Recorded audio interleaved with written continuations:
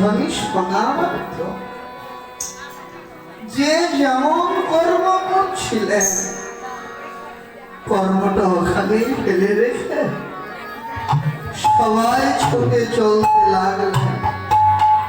পাণ্ডব বললেন, কোন কবি সন্তান লইয়া করাইতে ছিল দুগ্ধ পান, ছাওয়ালো ফেলিয়া ধান, যথা বাঁশির গান।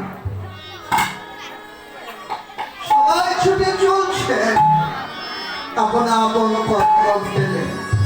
কেন? গোবিন্দের বাঁশি গোপিকাদের নাম ধরে ধরে ডেকেছেন, ভালো কথা, কিন্তু ওরা তো কর্মব্যস্ত ছিলেন। গোবিন্দের বাঁশি ওদের নাম ধরে ডেকেছেন, কর্ম সঙ্গে সঙ্গে ওখানে ফেলে রেখেই ছুটে গেলেন। হাতের কর্ম শেষ করে রেখেও তো যেতে পারতেন। কর্ম শেষ করে কি যাওয়া যেত না?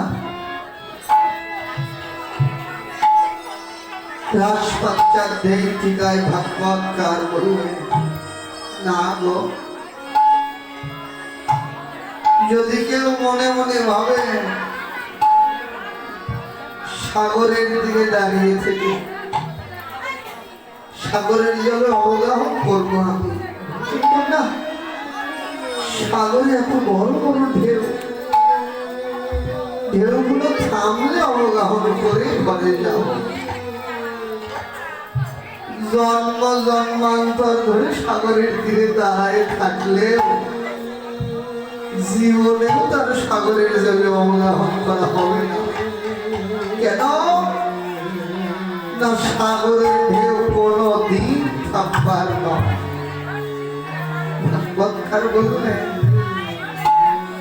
এটাই চিরকালের নিত্য সত্য কথা। সাগরের ঢেউ যেমন কোনোদিন থামে না, এই মায়াময় সংসার সাগরে কর্মের ঢেউ কোনোদিন থামে না। কারণ জীবন সংক্ষিপ্ত, কিন্তু কর্ম অনন্ত। এত কর্মময় যখন সংসার, প্রাণান্ত সময় হয়ে গেছে, দেহ থেকে প্রাণটা যাবে চলে। এই সময় যদি কোনো মানুষ দেখে তার চোখের সামনে একটা কর্ম করে আসে, ওই সময় মনটা ভাবে যে হাতের এই কাজটা করে যেতে পারলে ওদের ভালো হবে। এত কর্মের ঢেউ যদি কেউ মনে মনে ভাবেন সংসারের সমস্ত কর্ম তিল তিল করে শেষ করবে, কর্ম শেষ করে রেখে তারপর ভগবানের চরণে নিজেকে নিবেদন করে দেবে, ভাগবত করলেন এক জন্ম কেন, কোটি কোটি জন্মেও কাজ ভগবান সন্ন্যাস নিবেদন করা হবে না। এটাই চিরকালের নিত্য সত্য কথা। কবিদের অন্তরের ভাবনা হলো কি, বাঁশিদের নাম ধরে ডেকেছে, হাতের কর্মটা শেষ করে যাবে, কিন্তু শাস্ত্র কথা বলল, শাস্ত্রে বলে ললিনী দলগত জীবন, ললিনী পদ্ম, দল হলো পাতা, পদ্ম পাতার উপরে যতক্ষণ জল থাকে এই দেহটার মূল্য তো ততটুকু শোনো না। বাঁশি বেজেছে, কর্ম শেষ করে রেখে যাবেন, কিন্তু কর্মটা শেষ করতে করতেই যদি দেহ থেকে প্রাণটা চলে যায়, তাহলে তার জীবনে গোবিন্দ দর্শন হবে। তাই গোবিন্দের পাশে কানে বলার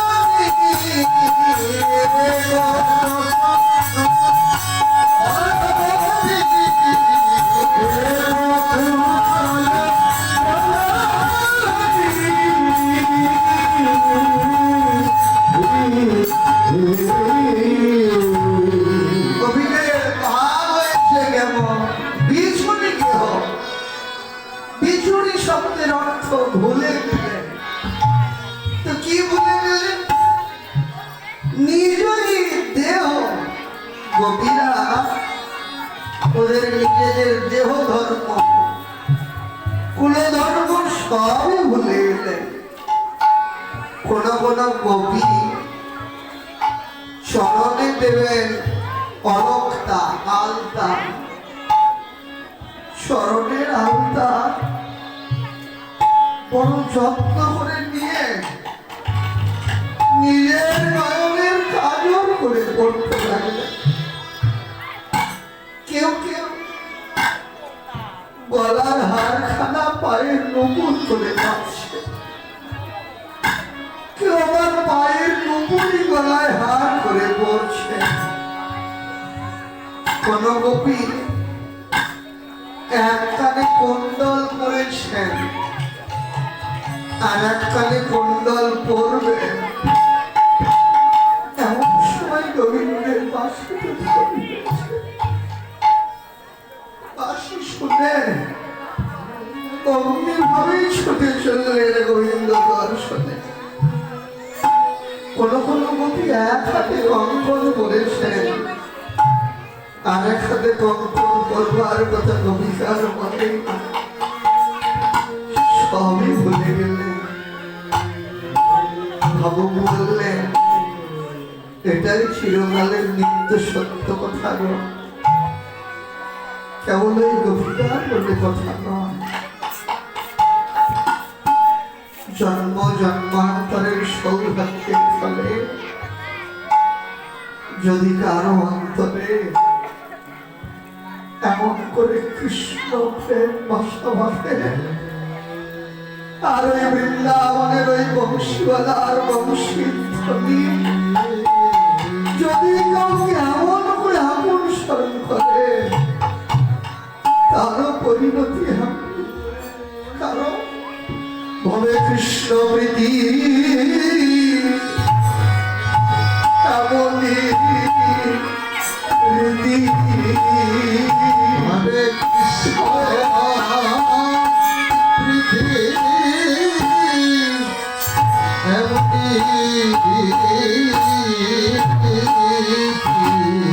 ভবে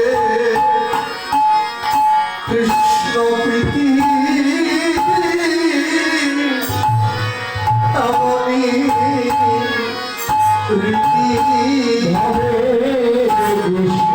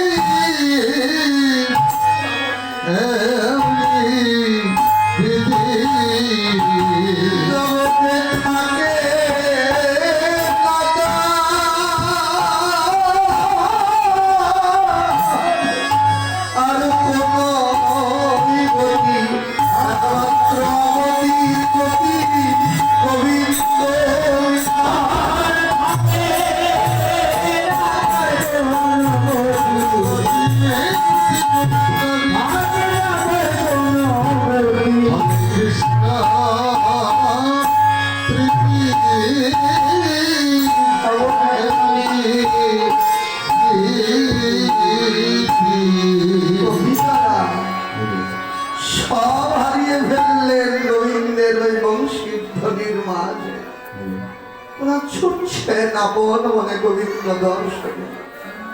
যাবার ভঙ্গিমাটা কেমন শিথিল ছন্দ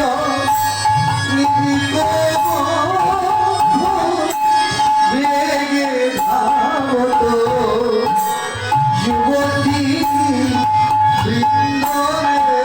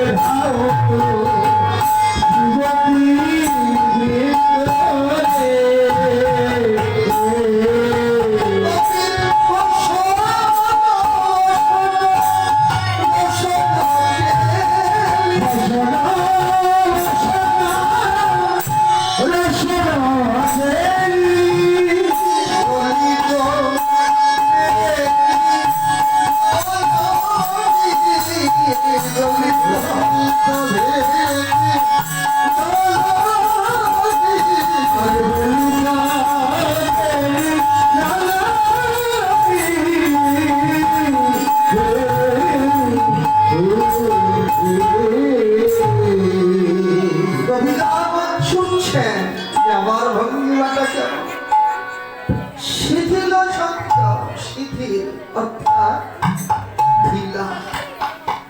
কবিকারা পথ চলতে গিয়ে কোন কোন কবির পরিধের বসন ধীরে ধীরে ঢিলা হচ্ছে।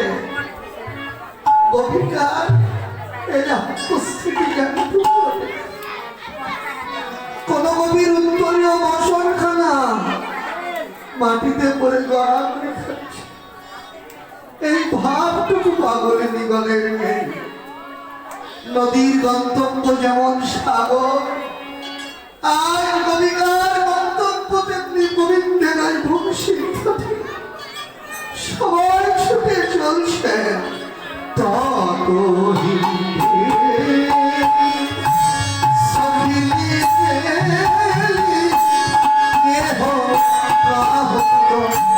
বন্ধনা হেরি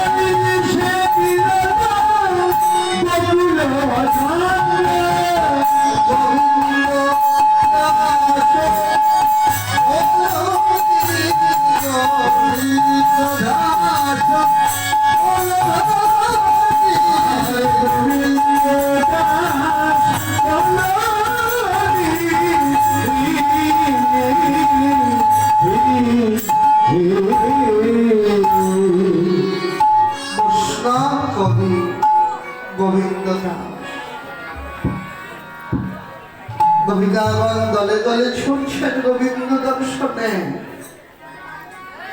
সবাই একই পথে যাচ্ছেন, যুথে যুথে যাচ্ছেন, কিন্তু কেহ কারো পন্থ নেই, কেউ কারো প্রতি লক্ষ্য নেই। কেন? সবাই একই পথে যাচ্ছে, দলে দলে ছুটছে, যুথে যুথে কবিতারা যাচ্ছে, কিন্তু কেউ কাউকে দেখতে পাচ্ছে না। কেন দেখতে পাচ্ছেন না? ভাগবতের রাস পঞ্চাধ্যায়ীতে ফেলালামে ডক্টর মহানন্দ ব্রহ্মচারী বললেন, একজন যোদ্ধা যুদ্ধক্ষেত্রে দাঁড়ায়, যোদ্ধার যদি যুদ্ধ করবার অস্ত্রটা হারায়, এতে ওই যোদ্ধার কোনো ক্ষতি হয় না, কিন্তু যোদ্ধার যদি মনোবলটুকু একবার হারিয়ে যায়, এতেই যোদ্ধার বড় বিপদ ঘটে। কারো দেহের ইন্দ্রগুলোর মতো অন্যান্য ইন্দ্রগুলো যদি নষ্ট হয়, চক্ষু অন্ধ হয়, কর্ণ বধির হয়, কিন্তু অন্য ইন্দ্রগুলো সচল থাকে। অন্ধ হলে অনেকে নাসিকায় ঘ্রাণ গ্রহণ করে, চোখ অন্ধ হলেও কেউ বদনে কথা বলে, কিন্তু সব ইন্দ্রগুলো সচল। কিন্তু মনটা যদি কারো একবার হারিয়ে যায়, কোন ইন্দ্রিয় আর কাজ করতে পারে না।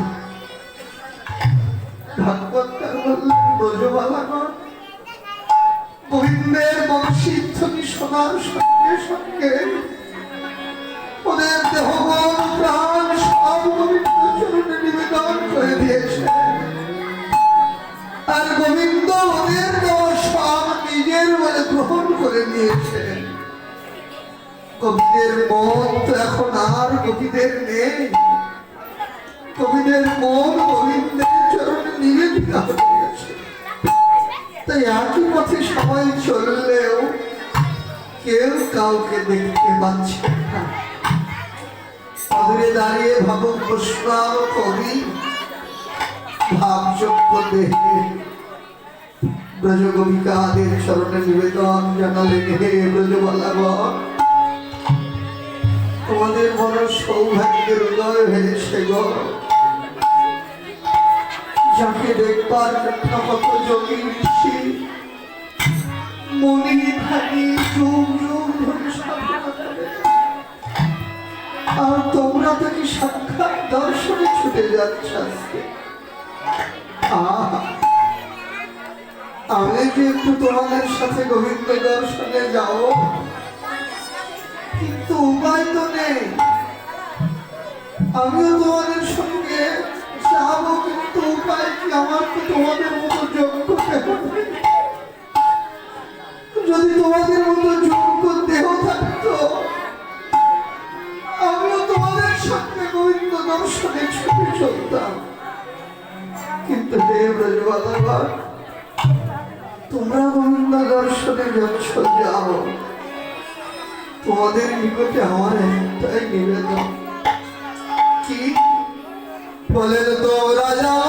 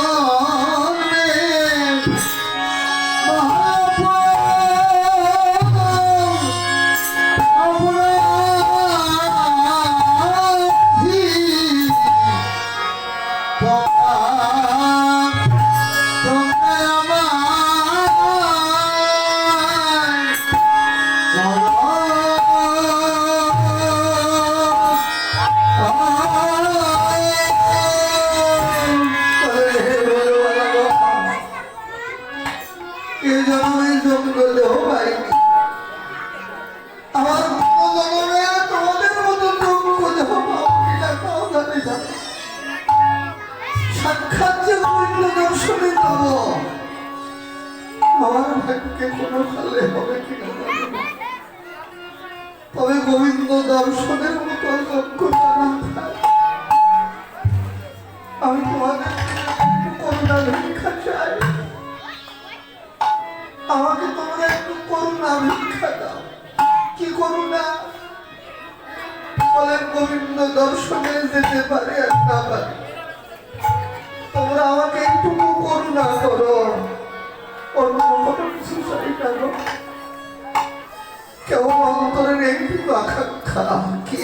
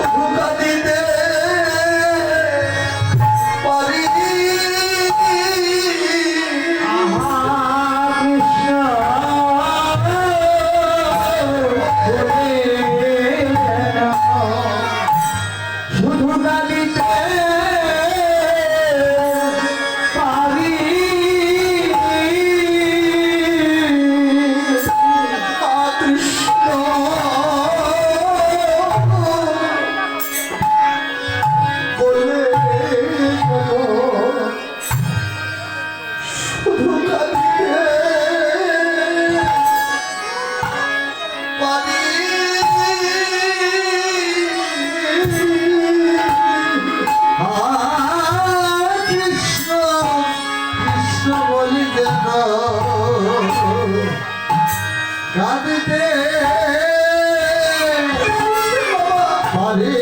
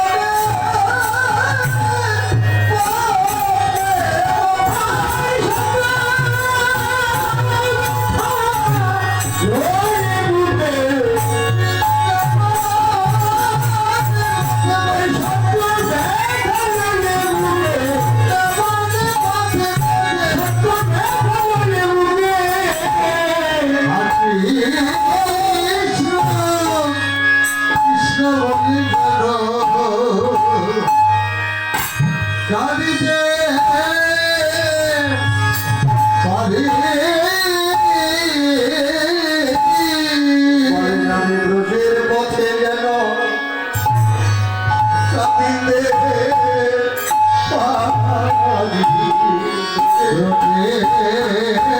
পথে যেন কাঁদিতে পারি কবরে ভাবি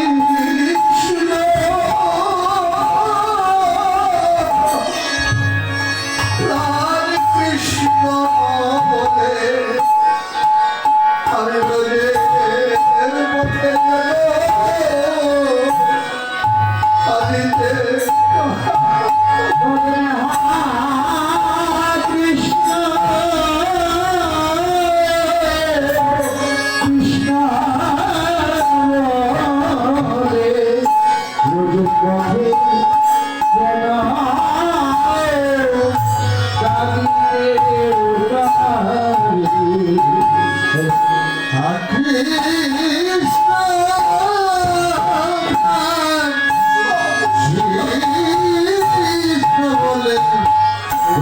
পথে যেন কালিতে পারি এমন করে গান করছে আরো হলো কি তখন বাজিল সাবের